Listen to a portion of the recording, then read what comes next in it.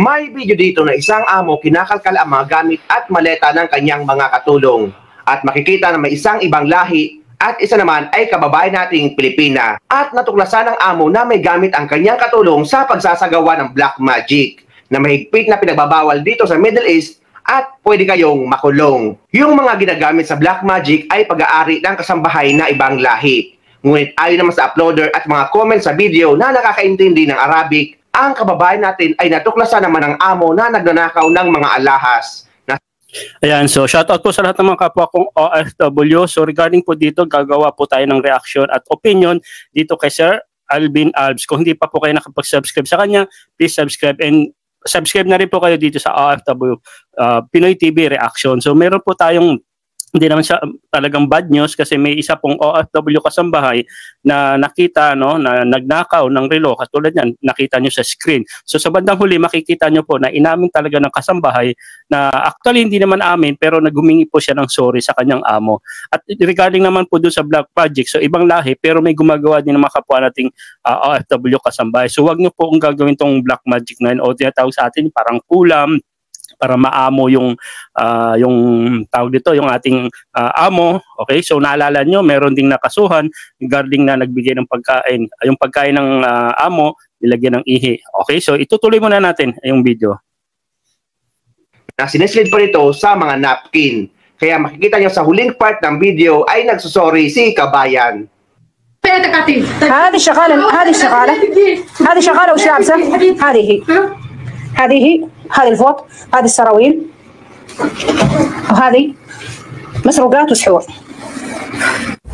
Kita nyo guys, napkin talaga, no? Ginawaan talagang, sabi nga, pag gusto may paraan. Ayan, kahit sa napkin, nilalagay na sa napkin. طلعي هذا، طلعي هذا، طلعي.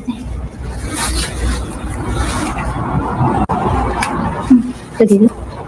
Yan, كم هذا؟ مني هذا؟ ها؟ خلاص اوكي خلاص تتجاوز بليز.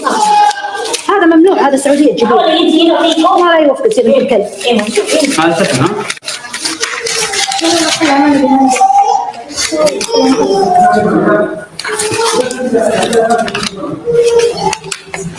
Wala talaga kayong lusot kasi may video pong nakatutok po sa inyo. Actual siguro to, actual na random inspection, parang ganon.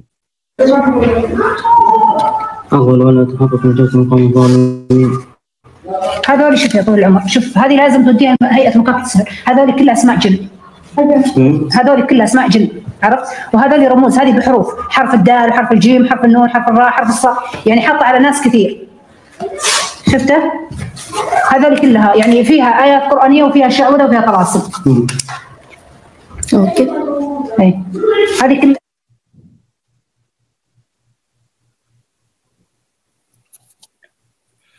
So, ang daming pera, oh.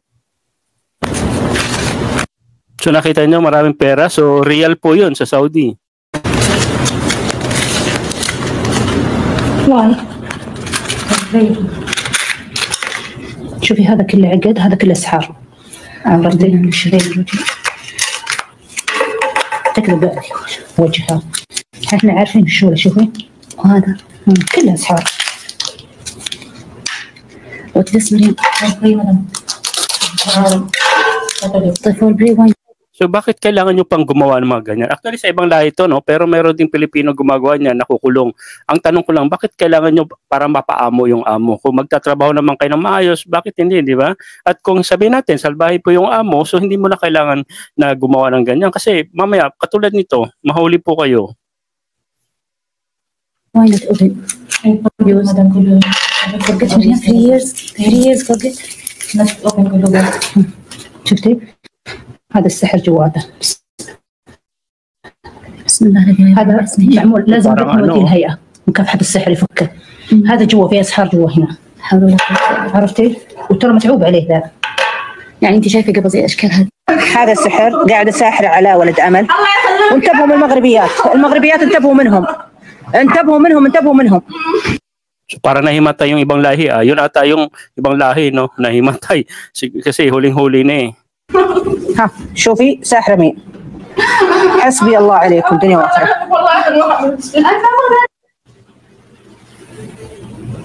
May buhok pa, oh.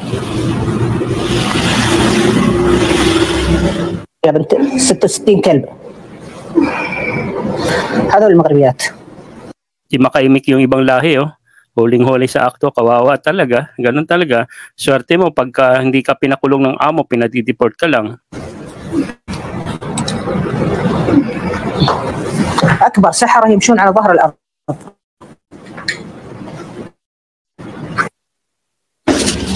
ماجيك حصلناه مع شغال الفلبينية. هذا طبعا تعرفين هذا السحر الأسود؟ ما نشعر هذا ما نسي هذا Yung mga powder na yun yung nilalagay sa mga pagkain na niluluto ng mga kasambahay.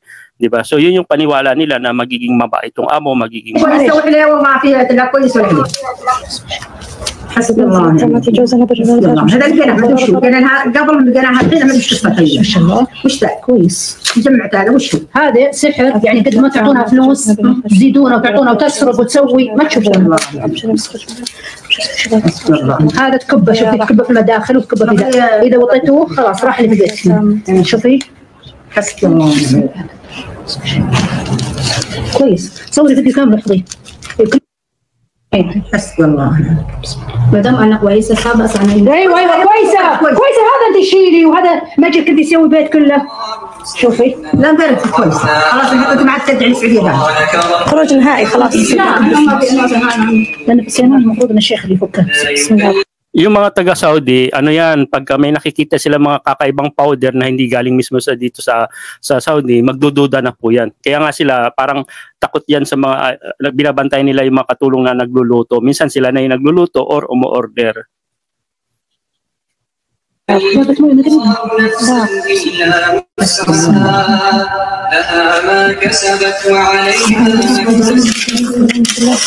ولا كلمة تسوي مجد كذا ماما تعبان هاوس تعبان بيبي تعبان أنا معلوم شرطة الحين ربنا ولا تحمل Dami, oh. خلي هنا لازم هذا كله بسم الله الرحمن الرحيم قل هو الله احد الله الصمد لم يلد ولم يولد. هذا بعدين يجي مني زيادة سوي هذا معلوم أنا أسوي هذا بعدين هذا فلوس يجي كثير أنت معلوم هذا كثير مرة ماما يجيب وهذا يجيب وغراب يجيب أنت تسوي هذا بعدين يجي مني زيادة يعني هذا سالري زيادة سليب زيادة تسرق زيادة ها كنا نعطيها من عندنا أيوه أي هذا سحر كنا Parang mga powder to, no? Powder siya. Yan, no? Obvious naman kasi pag ikaw naman magdududa ka sa iyong tagaluto kung may mga ganito. Para saan niya gagamitin, di ba? شوفي زمزم شفتي ترى هذا عندنا تسويه كل نكب عليه فهمتي وننعمي عنها ما نخليها ما تسرق وتعطونا وتزود تشحن كل البيت يخدمها هو لها 7 سنين احنا معميين اصلا ما شاء الله يلا الفلبينية هذه الشغلة الفلبينية. Yan, so ito naman yung Pilipini daw. So yung Pinay natin, no, kumuha ng relo. Sige, tuloy natin. Basta napin, no? لو سمحت امسكي معي شوي. Yun, no? Sing-sing, ano?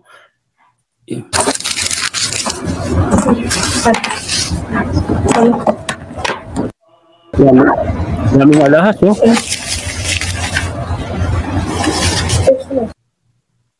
Why?